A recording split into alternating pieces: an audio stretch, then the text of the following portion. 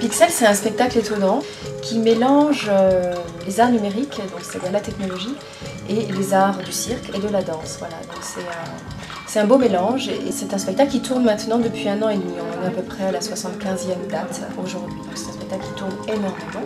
C'est des journées de 8 heures de travail avec un échauffement compris à l'intérieur de cela. Et ensuite, maintenant, comme le spectacle tourne, quand on arrive dans un théâtre, eh bien, il y a un échauffement évidemment individuel, puisque chacun n'a pas les mêmes techniques d'échauffement, puisqu'on a des circassiens, on a des breakers, des danseurs debout. Donc chacun, on a une contorsionniste aussi, donc chacun utilise un petit peu ce qu'il lui faut, connaît son corps en théorie, et utilise les techniques qu'il lui faut pour s'échauffer. Ensuite on fait un filage, c'est-à-dire une prise d'espace dans le théâtre, puisque les dimensions changent à chaque fois. Parfois on fait des raccords après, c'est-à-dire on réajuste des petites choses qui se sont désorganisées ou qui se sont perdues.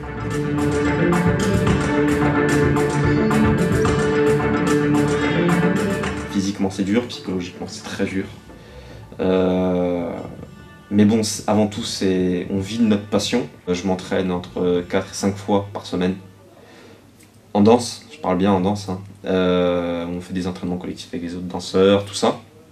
Ça compte entre 3 à 4 heures d'entraînement par jour. Et à côté, on va plus travailler le côté on va dire, physique. C'est-à-dire que on va faire énormément de sport, c'est-à-dire qu'on va faire du crossfit. Moi, personnellement, je fais du crossfit, je vais faire beaucoup de cardio, je vais faire beaucoup de musculation. Il faut faire aussi attention à l'alimentation, on va éviter les soirées. Moi, je bois pas d'alcool, je fume pas, mais on est des athlètes. Les tournées sont variables aussi. Quand on est en Europe, par exemple, on peut partir une semaine d'affilée et combiner plusieurs dates. Quand on est en France, si les dates sont rapprochées, on peut partir aussi pour des périodes un peu plus longues. Et puis tout dépend d'où on vient. On a des danseurs qui viennent de Bordeaux, de Lyon, on a des Parisiens, on a un danseur de Belgique aussi. Donc tout dépend les temps de trajet à chaque fois. Donc il faut aussi en tenir compte parce que la fatigue, elle n'est pas que sur scène, elle est aussi dans les temps de voyage.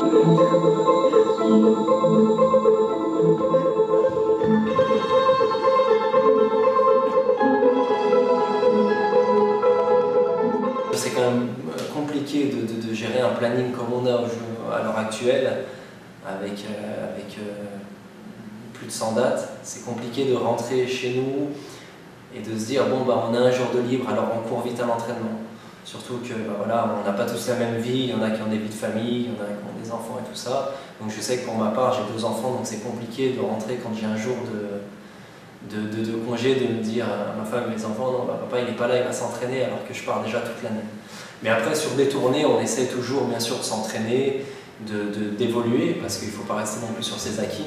On n'a pas vraiment d'école, donc c'est vraiment, ça vient de la rue, mais c'est sûr que c'est toujours mieux, et c'est un plus pour nous les danseurs hip-hop, c'est de se mettre un petit peu dans le contemporain, de se former un peu dans le contempo, de faire pourquoi pas du classique.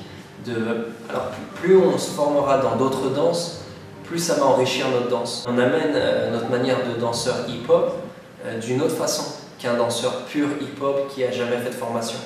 Donc je pense que c'est toujours bien et c'est toujours un plus pour les compagnies de prendre des danseurs comme ça.